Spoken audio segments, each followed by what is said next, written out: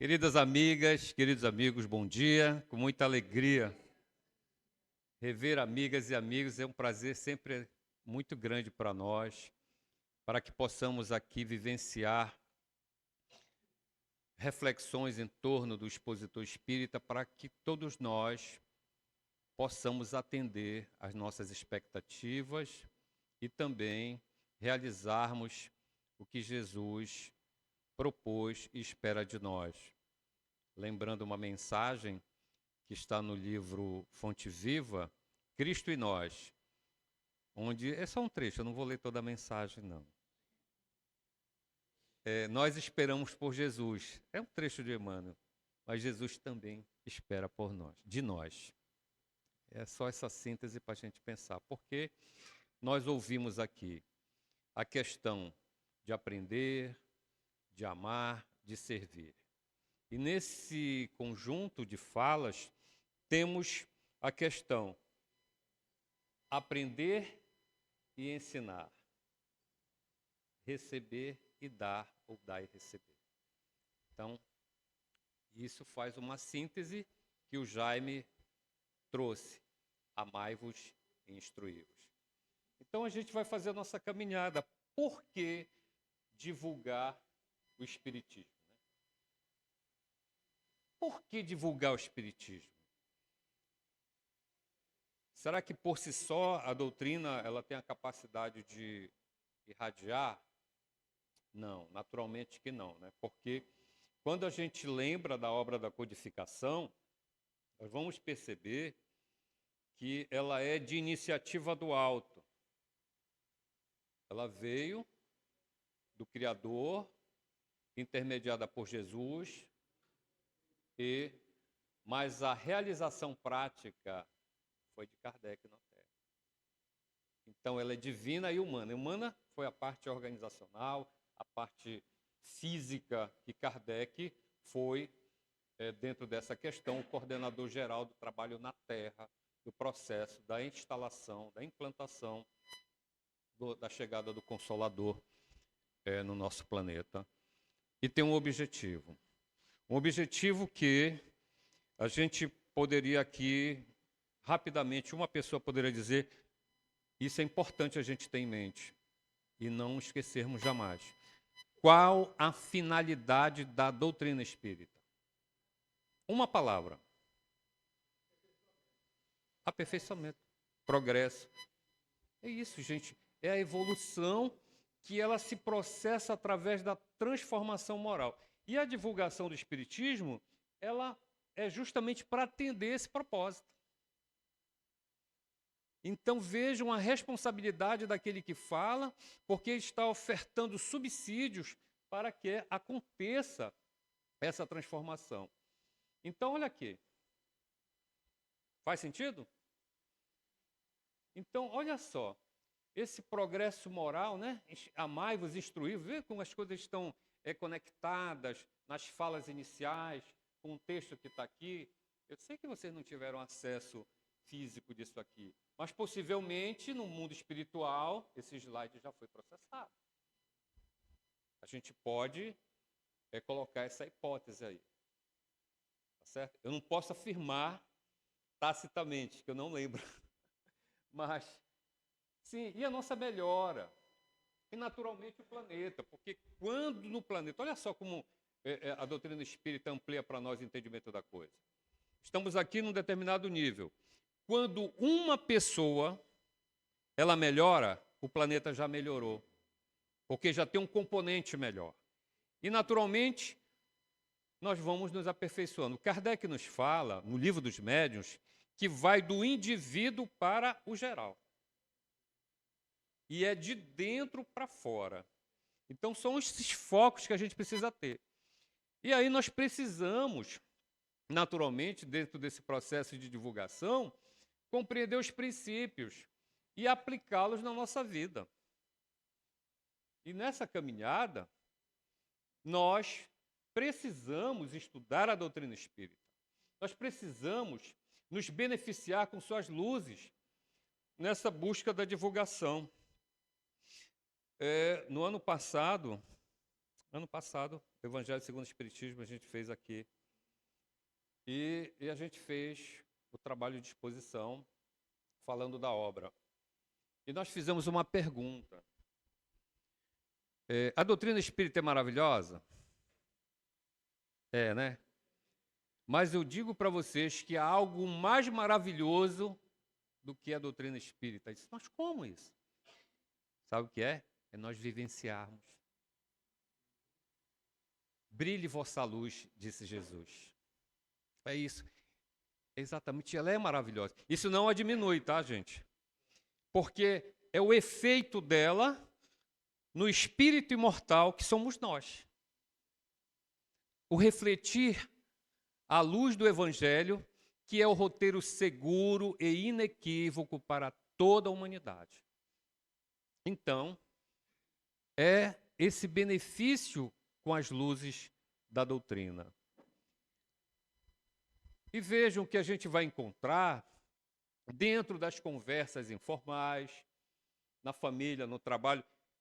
Muitos de nós somos consultados, não é isso?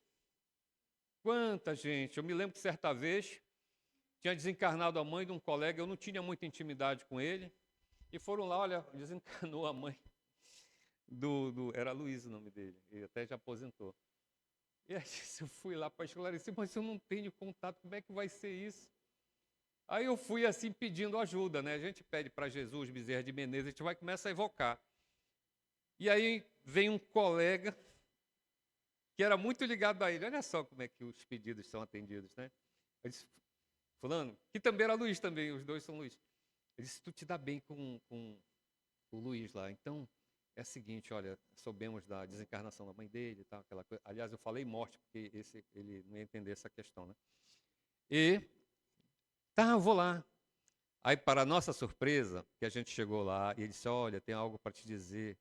E ele olhou para nós e nos surpreendeu dizendo assim, já sei o que é. A minha mãe já partiu. Mas como tu sabes? Ela apareceu para mim.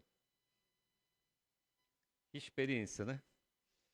Então, a gente tem isso aqui. Então, no trabalho, na sociedade, sempre que oportuno e apropriado. E aí a gente precisa ter cuidado, né? Porque às vezes a gente exagera e quer entrar na questão. Aí você está lá no perfurador, aí alguém está comentando com outro um problema agradável. Isso aqui é obsessão. Isso aí é perturbação espiritual. E às vezes as pessoas nem sabem. Não tem entendimento, né? Isso é um karma pesado. E não assusta, né? É um espírito querendo... E assusta ainda as pessoas. Então, sempre que oportuno e apropriado. A gente precisa ter prudência. Vamos lá. Claro que aí, o Movesp, gente, a sigla Movesp significa Movimento Espírita. A gente usa muito essa sigla e é imprescindível aqui, ó. Os que chegam, levar orientação, fornecer essa orientação, subsídios, e aí grupos de estudos, as palestras, os seminários. O movimento espírita ele tem assim uma estrutura, uma organização. A gente vai encontrar, por exemplo, a Federação Espírita Brasileira. Qual é o papel dela? É promover exatamente essa divulgação e que a gente possa ter um entendimento semelhante. Qual é a base? São as obras básicas da doutrina espírita, de forma que todos compreendam dentro de uma proposta, para que a gente não crie coisas diferentes e coloquemos coisas das nossas cabeças, como nós fizemos ao longo desses milênios aí, alterando a essência da mensagem das religiões, vamos dizer assim. Vamos lá. E na tribuna, aí nós vamos aqui buscar o grande público, dentro dos centros espíritas, aí é o movimento espírita, cada vez mais comum pelas mídias em todo o mundo. Olha só, gente. O fenômeno da pandemia ampliou de forma assim, muito, vamos dizer assim, em padrões muito elevados, o processo de utilização das mídias. Nós não damos conta de assistir todas as lives, não tem como.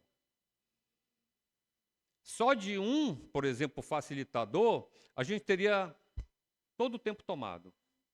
Pegar um Elahá, você tem material para o resto da vida já.